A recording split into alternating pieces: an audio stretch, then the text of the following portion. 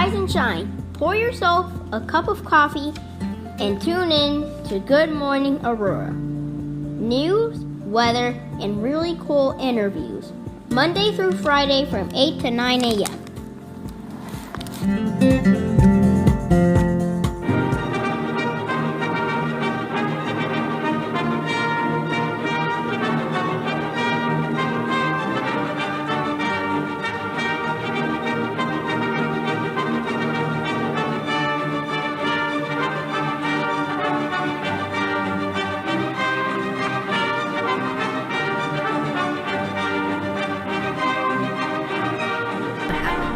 So you'll speak? A rundown. Mm-hmm. Okay. Rundown. You mean like how it'll flow? Mm-hmm, mm-hmm. Okay. Let's run it down. Like a practice run? No practice run. Okay. Just like when I'm supposed to, like, are you gonna give me like a signal or something? Well, we're live right now. Yeah. Yeah. I'll give you a signal. Okay. Yeah. Mm-hmm. For the news. Yeah. Yeah. Mm-hmm. Good morning, Aurora. Good morning, Aurora. Good morning, Aurora. Yes. Oh, yes. We are here. We're ready. And when I say we, you got me, your host. Good morning, everybody. Good to see you. Good to see you. But we have our intern. Our intern is here. You guys know we put the call out, and the call was answered. And we have Monica Vasquez with us. Say hello to all the people. Hello, Aurora. How's everyone doing? Yay! Claps for her, too. Bianca Camargo is here. Good morning to you, Bianca. And Baraza Esmeralda, good morning to you. The time is 8:02 a.m. We have news. We got things to talk about today, but we got a discussion that we want you guys' opinion on that I'm going to get to you guys here momentarily and let you know about, because we heard something that was bad, not good at all. So there's an alderman in Chicago, and his name, let me see here. His name is Mr. James Kappelman. He's an alderman of the 46th Ward. He was attacked just the other day in a case that some constituents have called terrifying and inappropriate. So, an uptown man has been charged with assaulting Alderman Kappelman after the alderman tried to break up a group of people drinking on the corner of Racine and Leland Avenues, according to authorities. Tony Landers, 58, was charged with one misdemeanor count of aggravated assault after he allegedly struck Kappelman with a piece of table during a Saturday night altercation. So the alderman went out after a constituent contacted him to complain of public drinking and loitering at that intersection.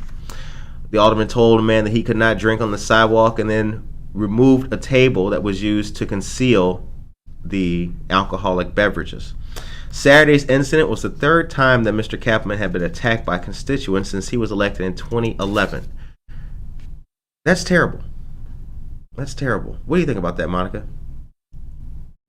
It is very, very terrible news. I mean, I feel like just having a leadership position puts you in a very vulnerable position as well.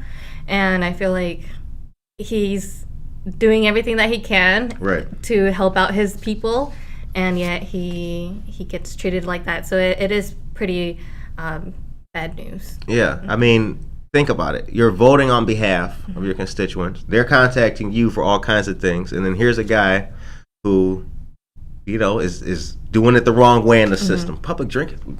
Go in your house. Why not drinking inside? Right. Anyway, but one of the problems is that in Chicago, as we know, COVID has left many people in dire straits. So now, what is an issue worth intervening in, and what's something that should be passed on to authorities? That line seems to get blurred at times. So in Uptown, there is a high amount of people struggling with homelessness and mental health issues. Alderman Kappelman said he is trying to balance the needs of constituents who are concerned about public drunkenness while also seeking to find a solution other than arrest and incarceration. He says, quote, there are people caught up in the system. He's trying to change that approach. In the meantime, he says he has residents who are frightened. Let us know what you guys think about that in the chat. The time is now 8:05 a.m. All right. Norman Peterson is here saying good morning. And John Schomer, good morning to you as well. Hope everyone has a great day. So do we. All right. So tell us about yourself, Monica. I'm glad this is your third day interning, day number 3. It is. Welcome to the NFL. Tell us where you're from. Tell us a little bit about yourself. Yeah, so my name is Monica. I'm originally from North Carolina, Ashford, North Carolina. So shout out to North Carolina. I came here 4 years ago to study at Aurora University. I just graduated this May with my bachelor's in arts with a sociology and global leadership studies degree. And then now I'm doing a master's in public administration at Aurora University, so I'm pretty excited about that. And then I saw this great opportunity on LinkedIn, and I was like, oh my gosh, this is something that I'm looking for me to be exposed in the community here in Aurora. So I thought this was going to be a very great experience for me. Even though I don't have any experience in media or anything of that, I know that I'll be able to use all of these skills in the future. Well, we as I told you, day 1 and 2, we appreciate having you. Thank you very so much much. appreciated. Very much appreciated. All right. So one of the things I'd like to say before we move on to the local news, which Monica is going to put out there for us today, is that it really does feel good to have the community that we have and the people that we have in it always trying to help, always trying to look out. So I want to say thank you very much to all of our listeners, our fans, and our subscribers on Good Morning Aurora. You people are always very much appreciated. We try very hard daily to give you guys good local positive news, something uplifting and motivational, and we try to have a little bit of fun while we do it. The time is now 8:07 a.m. Awesome. So the Enlive Aurora is co-sponsoring a free art event with Visual Arts in downtown Aurora on October 1st, 2021. So Art Comes Alive, a teen art exhibition, was created to celebrate and display the creativity of local youth. All artwork will be submitted by local teen artists and will be put on display at Gallery 1904 First East Benton Street, Aurora, Illinois, for the community to appreciate free of charge. Teens in grades 6th through 12th can submit up to 2 pieces of artwork for this art exhibition. Submissions are free and are due by September 24th, so that's tomorrow, by using this Google form, which I'll be sharing on the group chat, on the Facebook Live. See, we can give y'all the links now. They coming back. I know y'all was like, Kurt, where the link? Here they come. Awesome. So October 8th is the date. Bridge Bash 2021 will be a great evening of outdoor fun. This will be from 6 p.m. to 10 p.m. at the venue in downtown Aurora in beautiful Mundy Park. Consider a sponsorship for Bridge Bash 21. Sponsorship packages include free tickets for your friends, an exclusive free pre-event, and more. Visit the website at neighborproject.us to buy individual or couple tickets. Register to join us live or participate in our silent auction digitally at https. Oh, you know what? I'll share that link to the chat. You got it, though. You caught that. So it's going to be fun and fundraising all in one. So come out for our outdoor live music celebration. You wouldn't be the same without you. The sponsorship link will be in our chat. All right, the 5th annual Cup Sprawl Drive will be happening this year at Aurora Regional Museum from 5 to 8 p.m. on October 1st. Music, local vendors, and a photo booth will be at this awesome community event. Come support this great cause in downtown Aurora and then the link will be in our chat. Remember, October is Breast Cancer Awareness Month, so this is awesome, an awesome event. September the 28th from 5 to 6 p.m. in this month's Social Justice Committee meeting. Social Justice Committee meeting hosted by the Office of State Representative Barbara Hernandez.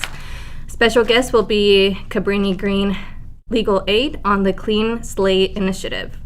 And the link will also be posted on our chats. Fox Valley Hands of Hope presents Project Hope, school-based support for children and teens, now partnered with nearly 50 schools across the Fox Valley region. Project Hope is a collaboration between FVHH and school staff to support, to identify students grieving and in need. For more information, you can call 630-232-2233. Damn, a lot of 2s and 3s, y'all. Yeah. Get your count on. Get your count on. Now, moving on with everything else. All right. So, we got more jobs here too. The time is now 8:11 a.m. The city of Aurora is hiring for a telecommunications operator, and I want you guys to know something. So let me bring it back real quick. Bring it back. There is, so downtown here, you will notice the outside of our studio here. We are posting the events taking place. We have the Bridge Bash information. We've got information about Aurora Area Interfaith Food Pantry's 40th birthday bash on the windows outside of the studio, down the walkway. For those of you who are not familiar with where we are, get familiar with us, because on September 27th, on that day, going until October 3rd, we are participating in Diaper Drive Awareness Week. Our location here, along with several other locations, are going to be the place to drop off diapers for those who are in need. Our address is 5 East Downer Place, Suite T. When you come inside, you will be able to donate and drop off your diapers there. And every person who donates and drops off between the hours of 7 a.m. and 3 p.m. will receive a Good Morning Aurora sticker. So you can decorate your phone, put that on your bumper sticker, cover the other bumper sticker with this one, right? And then show all your friends, like, man, what? Oh, you got the coolest Honda Civic in the neighborhood. Look at that. Good Morning Aurora. So yes, please take part in that. Now, there's a bunch of other locations that are taking part as well. Treadwell Coffee, located at 14 West Downer Place in downtown Aurora, friends of the show. Family Focus, 550 2nd Avenue. They'll be from 9 a.m. to 3 p.m. McCarty Mills, shouts out, 140 South River Street, Suite 108. Sundays and Wednesdays from 10 a.m. to 6 p.m. and Thursdays noon to 8 p.m. Fridays and Saturdays noon to 9 p.m. The office of State Representative Barbara Hernandez, her constituent office, which is located at 540 West Galena. Hours and times, Monday through Thursday, 10 a.m. to 5 p.m. The Aurora Business Center, located at 31 West Downer Place. For those of you that don't know, because a friend of mine hit me up about this Tuesday. For those of you that don't know where the Aurora Business Center is, it's that building that's right there on the corner where the Wabanzi drive-through parking lot is back there. So you know Wabanzi Community College is on River and Downer. It's that building right behind it, that big government-looking building across the street from the Sergio Furniture Place. That's the Aurora Business Center. Indiro Coffee, 29 West New York Street, and the Santori Library, 101 South River Street. So yeah, shouts out to the Office of State Representative Hernandez, and we are proud to be taking part in that. The time is now 8:14 a.m.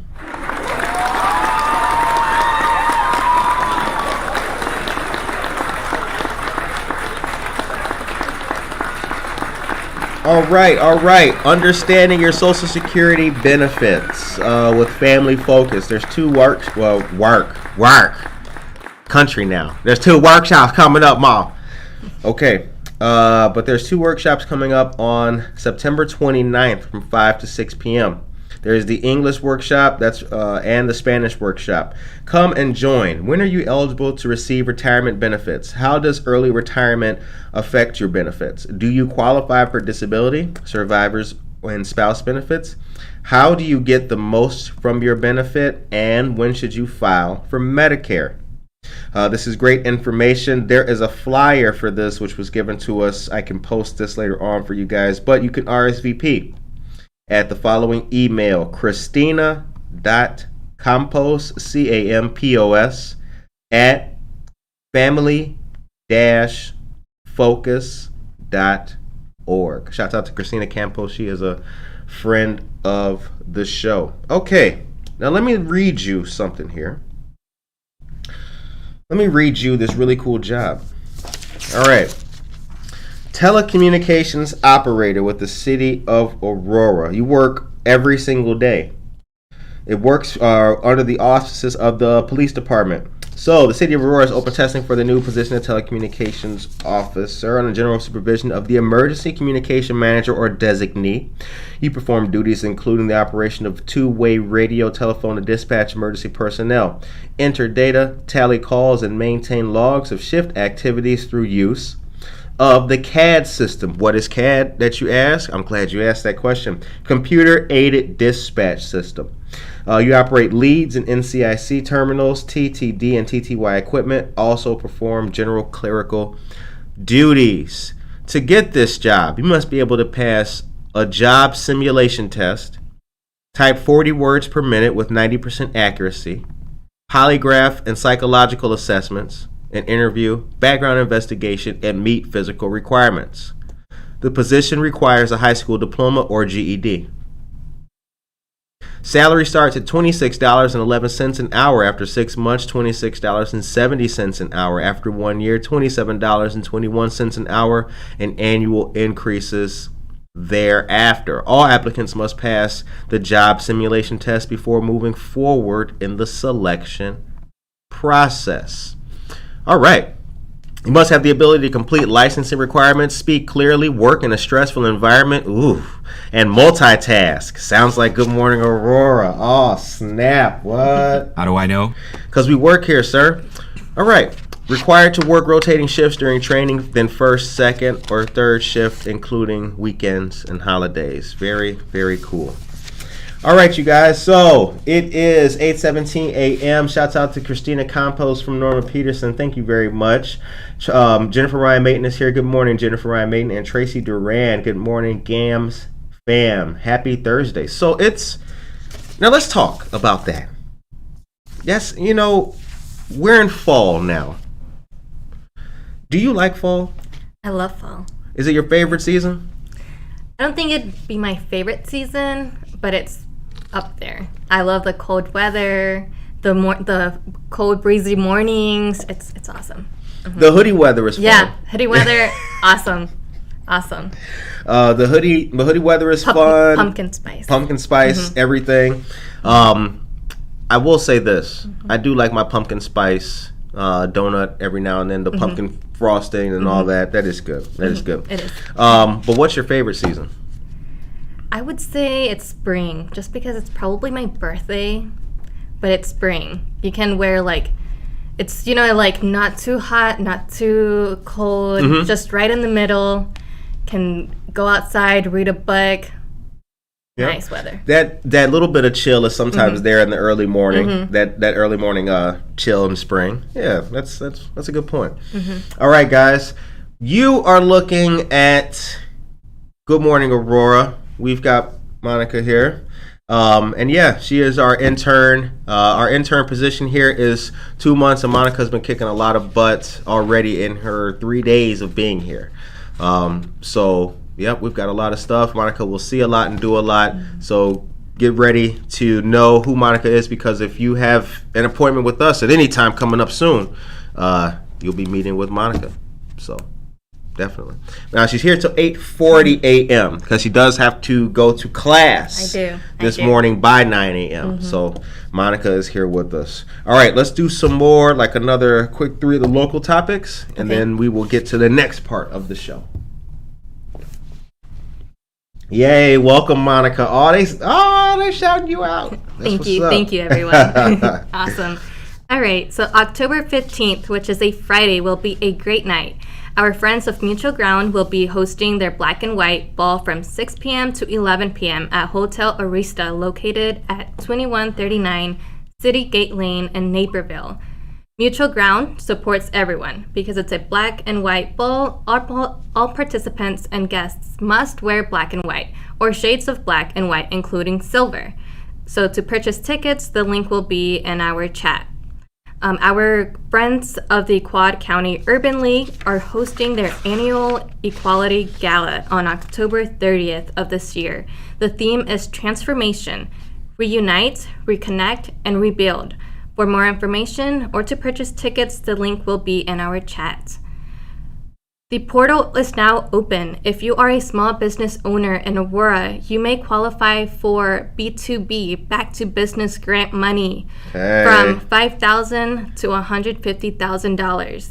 With many of our industries still recovering from economic hardship, the Illinois Department of Commerce and Economic Opportunity aims to help Illinois businesses as part of the American Rescue Plan. Our trusted community partners of Waubonsie SBDC stand ready to help you. The link to the application will be in our chat, and for help navigating the program, contact our listed partners also will be in the chat as well. The 4th Annual Mayor's Ball will be happening Saturday the 25th of this month from 6 p.m. to 10 p.m. at Belle Salle Banquets. That's located at 1920 East New York Street. 4 years of building the foundation, 4 more years of building the future. Tickets are on sale and the link will be in our chat. On October 2nd, from noon to 5 p.m., our friends of Talented 10th Social Services are hosting a holiday craft vendor fair. This will be a fun event. There's a $25 vendor fee and the location is 205 North Lake Street. And the link will be in our chats to register for that event. All right, the time is now 8:22 a.m. You are listening to and watching Good Morning Aurora, the second largest city's first daily news podcast. All of the news that you can shake a stick at. Don't forget that tomorrow is going to be another episode of Jeanette Splaining, and next week, you guys, on Monday, we've got a great interview coming up in the hot seat, so get ready for that. Also, we got a special edition that we're going to be doing this weekend as well. Now, I told you, hold on, bring it back. Now, we told you that Good Morning Aurora will always show you something dynamic. You'll always get something new and fresh with Good Morning Aurora. Well, stay around for this weekend. This weekend, we're going to show you something very special. And not only that, we're going to show you something that you should have remembered, because it was here on Good Morning Aurora where we broke certain news, and now that news will be broken. That was good. That worked out, right? I was kind of skeptical, but it flowed. Yeah. We're not pushing those clap buttons. Those are real claps.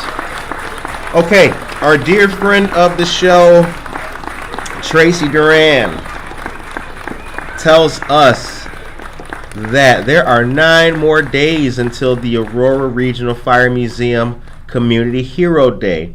Come on out and see and touch all of the neat community vehicles that we will have on display. They will all can't touch the firefighters or officers though. There will also be Gillerson's Grubbery's food truck as well. Christine Walker, friend of the show, and Tracy will be there. Come on out and see them. The info is in the chat. Thank you very much for sharing that link with us as well, Tracy. And you know what? Actually, hold on a second now, because there's another piece of information, if I'm not mistaken, Tracy. Aha, that's what it was. Okay. Now, remember, the Aurora Regional Fire Museum is located at 53 North Broadway.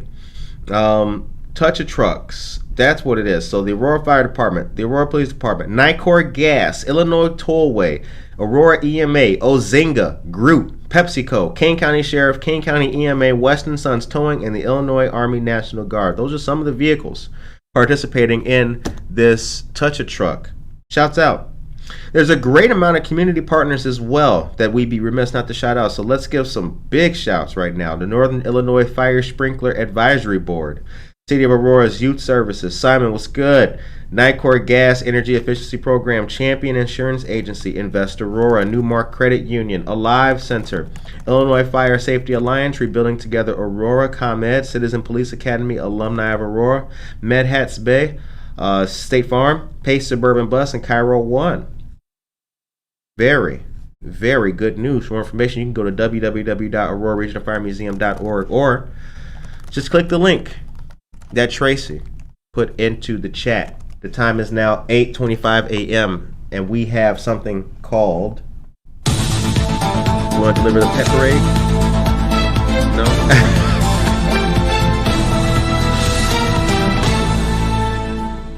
Support free teen drop-in hours in Aurora with the Halloween Pet Parade Saturday, October 30th. There's going to be prizes for the funniest, scariest, and most like your pet costumes. Somebody going to come there on all fours, barking. Arr, arr, arr. Tim, is that you?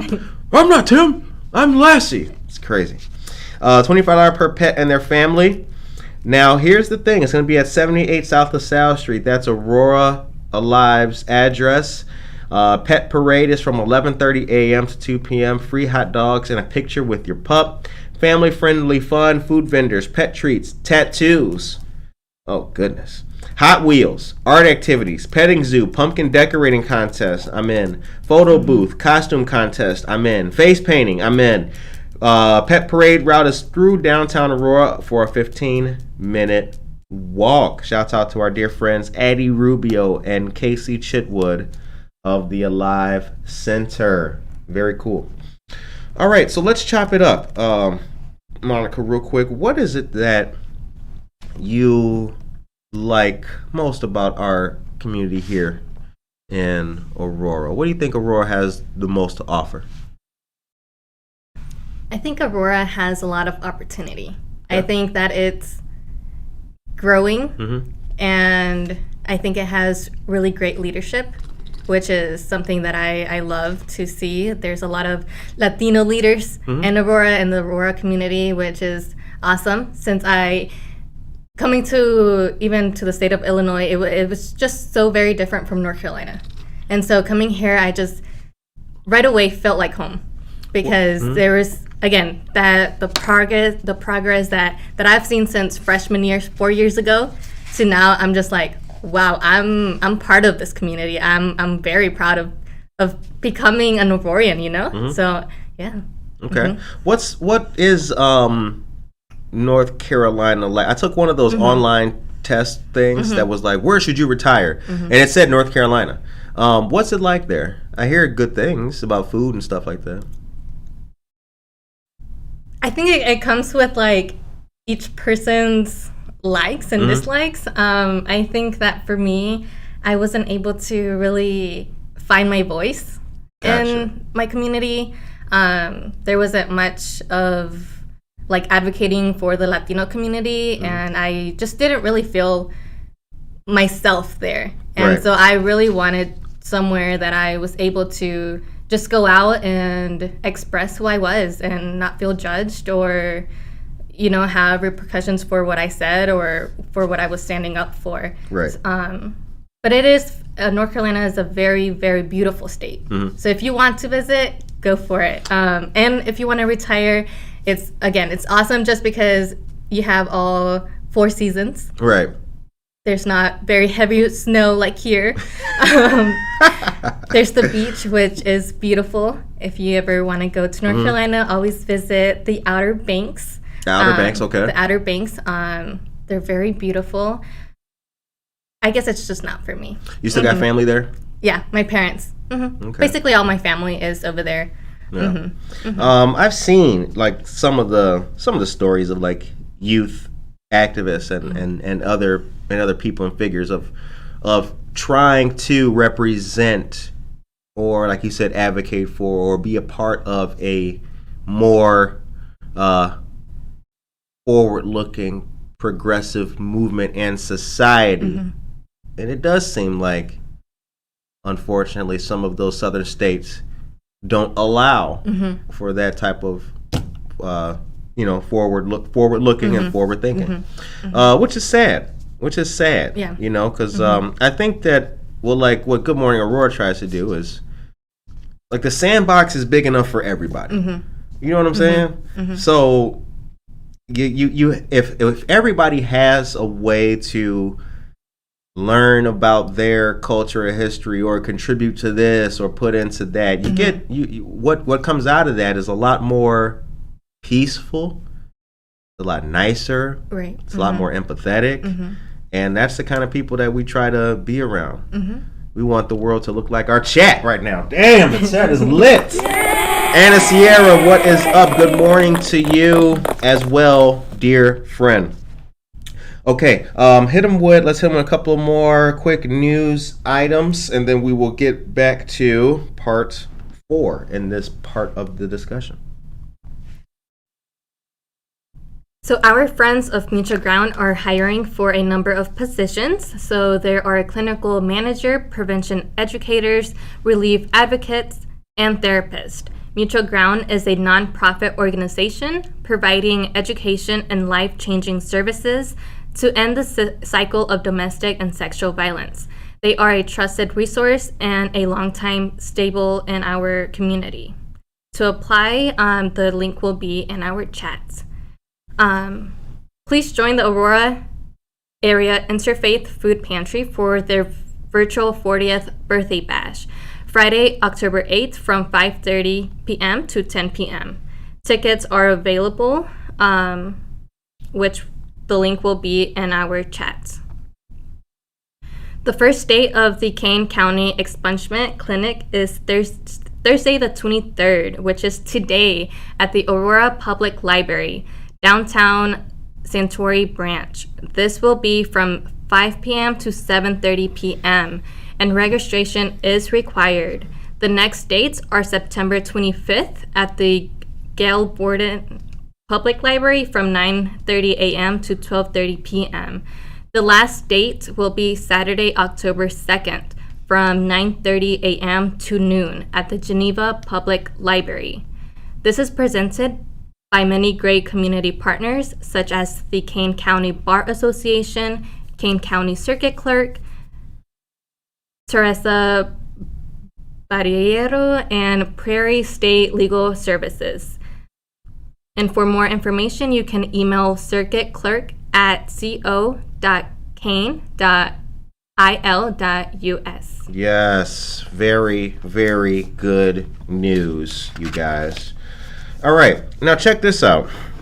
I told you Maria Torito is here. Good morning, Maria. Good morning to you. Victoria Gonzalez, good morning as well. What is up, dear friends? Victoria Gonzalez, friends in life, y'all. Okay, now we talked about illegal fireworks on the show. Illegal fireworks have been a big issue. So over 4th of July, the city wanted to, they looked at, people started lighting fireworks off before the 4th. The 4th was crazy, and people were lighting them off, the 13th. So the city wants to tamp down the use of illegal fireworks. Now, they just had another resolution come out of the meeting at the city council recently. What's your opinion of illegal fireworks use? I think there should be just one day for fireworks, even if it's just like maybe a weekend, but there should be like a set date for fireworks, just because we do have like our pets, right?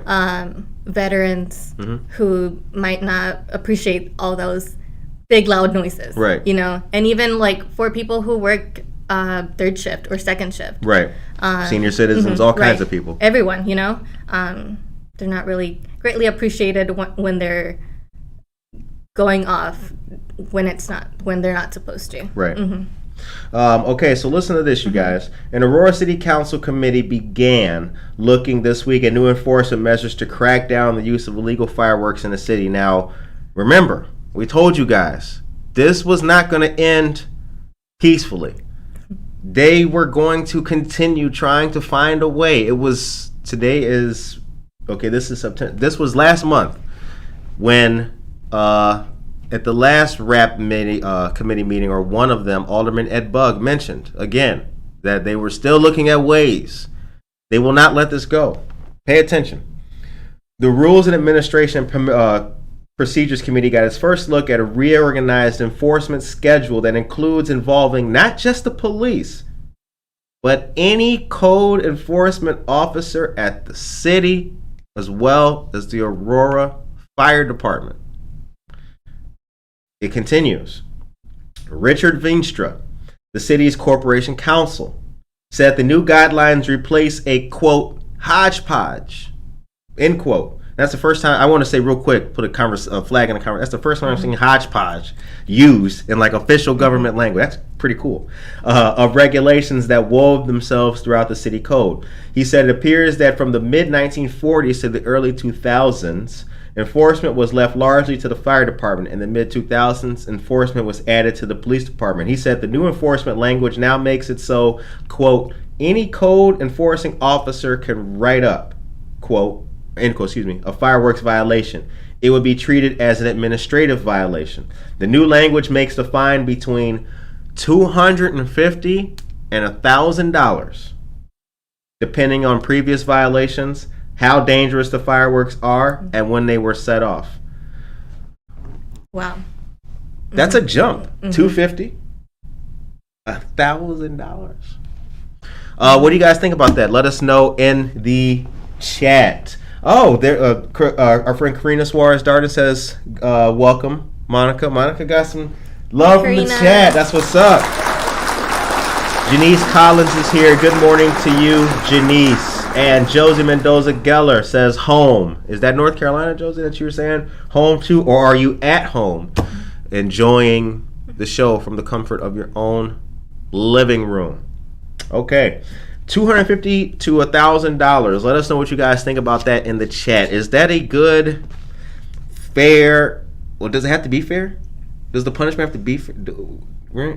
Does fairness have to come into it at all? That's a difficult question. Fairness. Mm-hmm. I don't know. Mm-hmm. I mean, I hope you guys think about it before you decide. Mm-hmm. You're just gonna start lighting off M80s in the backyard, because if somebody tells on you, that could be a very, very steep fine and a steep charge. Mm-hmm. Okay, so I have some more news to give to you guys here real quick. Monica, my dear friend, I am going to deliver this piece of news because it came via text, that I will add the text to our rolling document there. But listen, you guys, because the Kane County Sheriff's Office has a Citizens Police Academy. All right. This is happening Wednesdays starting October 6th, and it's going to December 15th. It'll be from 6 to 8 p.m. Join members of the Kane County Sheriff's Office for a free 10-week course and get firsthand knowledge on how policing works in your own community. The Sheriff's Department has compiled an educational and fun set of hands-on demonstrations, live classroom instruction, and one-on-one learning experiences designed for students to develop a better understanding of the Sheriff's Office operation in 10 short weeks. These training opportunities can be an experience of a lifetime that can be utilized daily and benefit you throughout your life. Educators, community leaders, neighborhood watch leaders, elected officials, or neighborhood watch. Hold on a second. Is there still neighborhood watch? Is there? Is there still neighborhood watch? And if there's not neighborhood watch, maybe we should start one. Do we got any spooky music? Hold on, let me see if I got spooky. No, that's not spooky enough. The echo sounds kind of morbid. Neighborhood watch. Are there still neighborhood watch groups out there? Let us know in the chat, anybody, if there's still neighborhood watch groups. Anyway, elected officials or students pursuing a degree in criminal justice, they have all found this course to be an excellent resource. To learn additional program details or watch the welcome video, you can visit their website. Can you pull up the website, though, and send it to them? CaneSheriff.com. The topics covered will be K9 unit demonstration, traffic stop scenarios, bomb squad demonstration, tour of the Kane County Coroner's Office, crisis intervention SWAT demonstration, tour of KaneCom, the 911 center, court security, corrections tour, and more. All right. Very cool. All right, you guys. So the time is now 8:40 a.m. and Monica has to go. She is leaving us at the moment.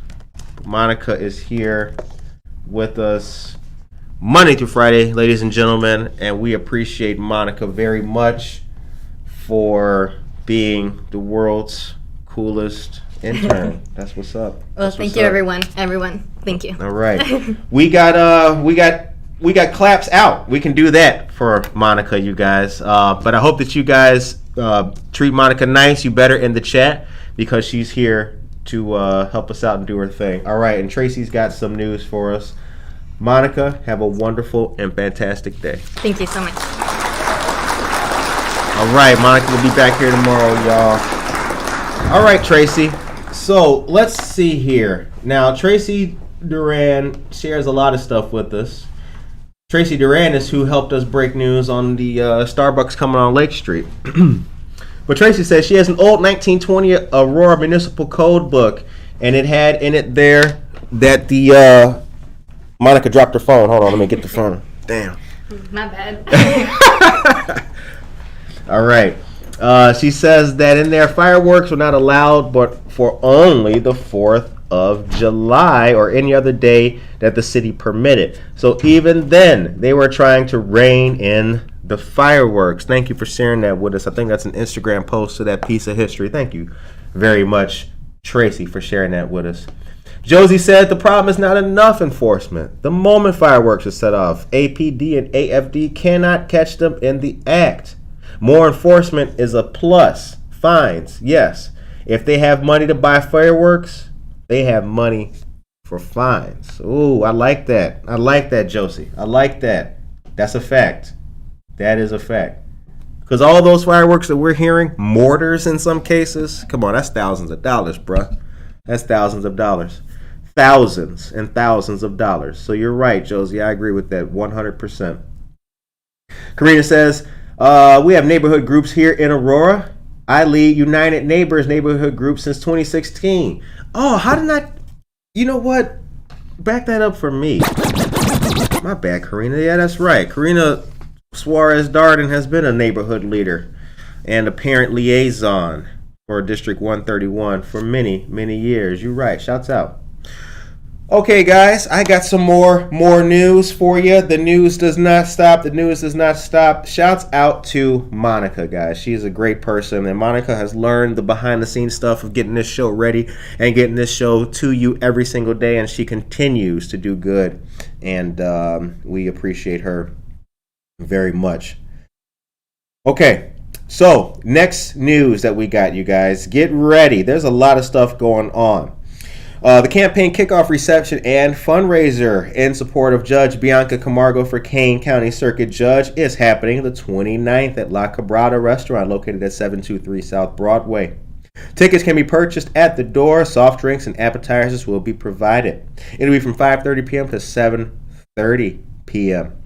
Tickets are $40 and different levels of sponsorship are available. The information is on Facebook.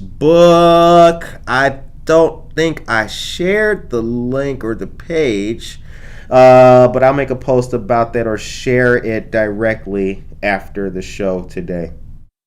Okay. Forklift driver certification class is coming, being hosted by the Kane County Sheriff's Office as well. Route 38 in St. Charles, 37 West 755. That'll be Thursday, September 30th from 9 a.m. to 3 p.m. and it's $25 per person. Your $25 goes to lunch as well. Questions, you can call Mr. Joseph Garcia at 630-329-6668. Card certification is good for 3 years. The Kane County Sheriff's Office is hosting this one-day driver forklift certification class. OSH currently provides forklift driver and OSHA 10 trainings at the Kane County jail.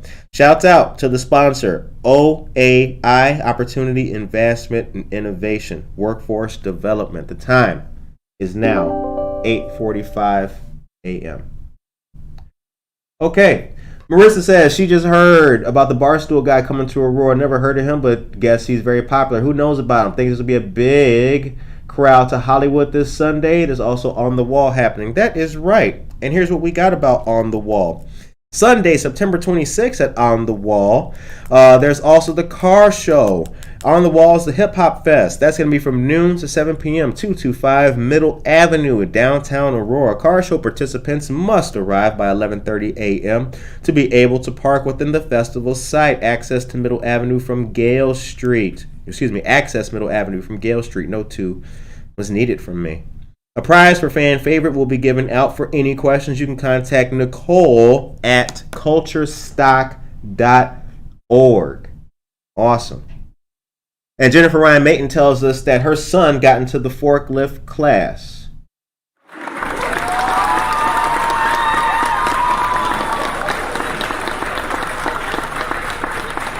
That's how we do it. That's what it's about. That's what it's all about. Coming up, advancing to that next level, making it happen. Congratulations to young Mr. Mayton. Okay, guys. September 28th, don't forget Taco Crawl, Taco Tuesday Crawl. That's being brought to us by our friends of Marie Wilkinson's Food Pantry. Tickets are $25. The early bird $20 special has passed. You missed it. But participating restaurants, there's a bunch. Primo's Tacos in Aurora, Taqueria Aurora, Supermercado y Taqueria La Carrera, Taqueria El Tío, Jalisco, La Quinta, Tapville Social, and Chelos Tacos. September is Hunger Action Month and Hispanic Heritage Month. Marie Wilkinson's Food Pantry is dedicated to reaching out to the community to help feed everyone in need. For donations or sponsorship opportunities, email operations@mwfoodpantry.org. Okie dokie. And today, the annual 5B's Fall Barbecue, sponsored by the Cosmopolitan Club of Aurora, the club that fights diabetes. That's going to be at Advent Christian Church, 905 North Edgelawn Drive. It's 4:30 p.m. to 6:30 p.m. tonight. Tickets are still available via the Kane County Teachers Credit Union or Cosmo Club members. You can give a call, 630-966-0657. That number again, 630-966-0657. Proceeds go to fund diabetes research, diabetes education and wellness, ADA summer camp for kids, and DADs, diabetic alert dogs. The menu is great. Take a listen to this. Half chicken dinner, 2 pork chop dinner, a quarter chicken or 1 pork chop combo dinner. All those are $15. There's a hot dog meal for $5. All of the above include applesauce, baked beans, coleslaw, and dinner rolls with butter. Shouts out to the Cosmopolitan Club of Aurora. Once again, the club that fights diabetes since 1927. Okay. All right, this Saturday, 10 a.m., the Bookmobile interior reveal at the Farmers Market. Get ready. The Bridge to Hope. Get ready for that. Your favorite morning news podcast will be on the scene. So get ready for what you see. We doing it, y'all. We are doing it. We are doing anything to bring our community together and shout out and highlight everything that's happening here. All right. Oh my goodness, time's creeping up on me. Okay, guys. So, Friday, September 24th. This Friday, tomorrow, McCarty Mills, 140 South River Street. There is the free show, TJK and the Whistling Wizard. It'll be from 8 to 10, featuring food from Sour Peach Steam Buns. Get ready for that. McCarty Mills is a great and fantastic location located here in downtown Aurora, down the street from the library and New China Hut. McCarty Mills is where we hosted and held our 1-year anniversary party, and that was a lot of fun. So as I always like to tell you folks, we've got 1 year down, we've got 99 more to go. All right. Now, there's a whole lot of other stuff that's going to be happening with our friends at McCarty Mills as well. So I'm going to give you their whole weekend rundown. If you like good food, get ready to get out there and hit up McCarty Mills. So tomorrow at 5 p.m., so that is the event that Oktoberfest will be at. That's the pre to the concert. So the pre-event is Oktoberfest. Okay, so join for Oktoberfest. That starts at 5 p.m. and that's with Sour Peach. That's before the music. All right. Saturday at McCarty Mill, Cologito's Old World Italian Pizza will be there at 4 p.m. Okay. Craft beer, mead, and wine will also be available. Cologito's Old World Italian Pizza is very good. They just so happened to be cooking there the night that we had our anniversary party. The pizza was great, I can tell you. And this Sunday, Corinne's Kitchen is back with soul food on the menu at McCarty Mills. Once again, that's going to be Sunday at 1 p.m. Get out there, try some of that good soul food. The food is absolutely wonderful. And then next week, Wednesday, September 29th, there is a wine tasting at McCarty Mills. The wine will be Sable Creek Winery in Plainfield. So come sample some wines out there. All right. The time is 8:51 a.m. Got a couple more things to let you guys know about that have been taking place here in our great community. We told you about Sugar Skull City that is going on, but I gotta tell you guys that the bus driver shortage. Remember us telling you about the shortage in bus drivers like 2 weeks ago, I think.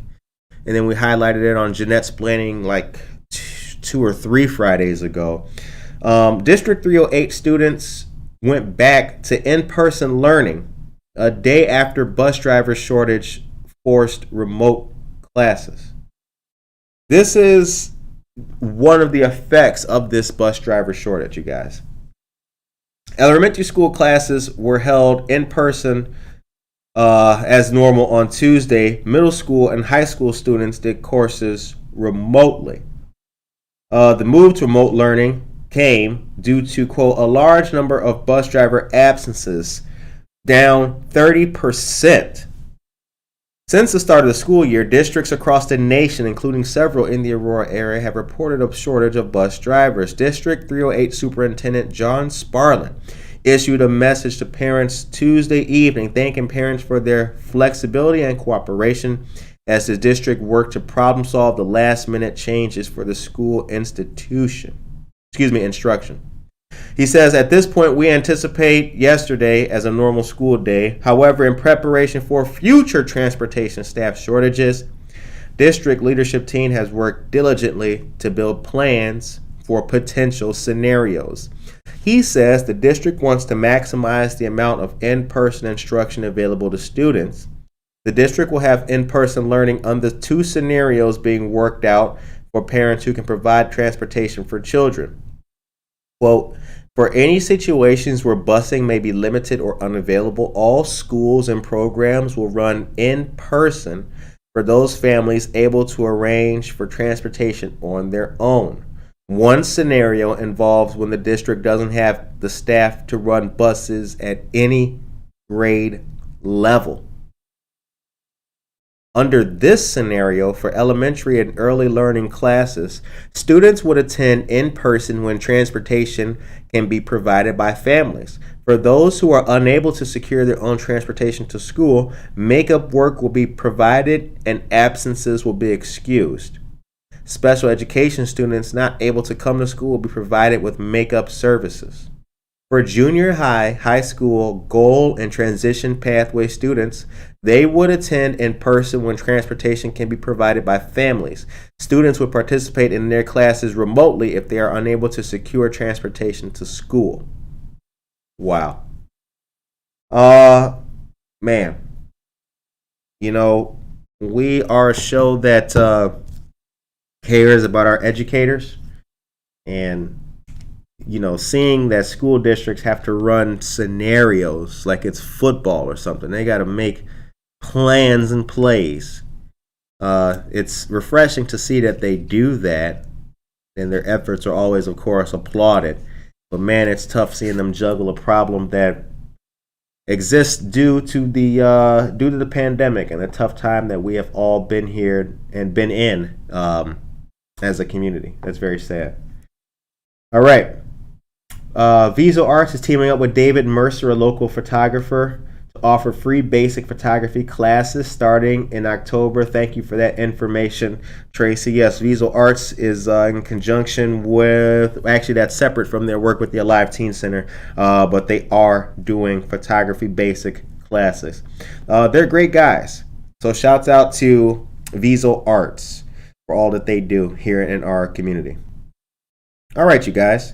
Now, last piece of news. Aurora is looking at a new crossing to help bicyclists get across Farnsworth Avenue.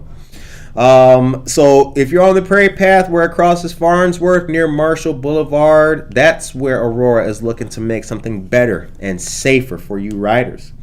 The city took public comment on the plan this week during an open house and will continue to take comment through email on the city's website or their Facebook page. You can also submit voicemail to 630-256-3200. That number again is 630-256-3200. The plan is to build a median and Farnsworth Avenue where the bike trail currently passes. The median would allow riders to cross 2 lanes in one direction, then wait for traffic from the other direction to clear. The city would also install rectangular rapid flashing beacons, flashing yellow lights seen with caution signs at the crossing to stop traffic.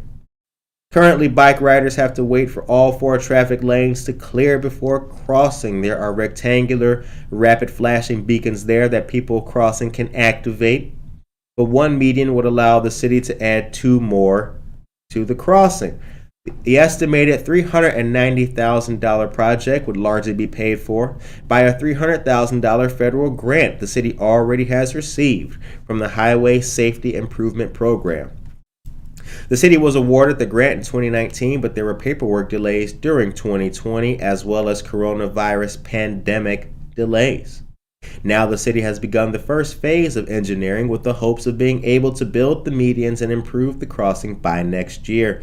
The project also would add a more pronounced pedestrian crossing at nearby Marshall Boulevard. According to Rupa Anjanappa, Aurora's transportation engineer, said that there already have been input about the proposal, most of it positive. She said some people, when they see the plan, have been surprised. There was not a plan to put a bridge for the Prairie Path across Farnsworth. All right. The time is 8:57 a.m. Our dear friend of the show, Marissa Amoni, has shared information in our chat with us as well for a grant doing things in downtown Aurora from the Community Foundation of the Fox River Valley. The Community Foundation of the Fox River Valley is a great organization that has a long history here in Aurora as well, and those folks have been doing a lot. And I like them. And we did was that Vicky Morcos or Julie Christman? I think Julie's with the foundation. I have to look at my notes again. But anyway, Kathy Schweigert, shouts out. We got some friends over there. Greg Probst, shouts out. Community Foundation of the Fox River Valley is a great organization. All right. So, you guys, I want you to know that we need you on YouTube. Subscribe to the show on YouTube. We have a lot of good interviews coming up.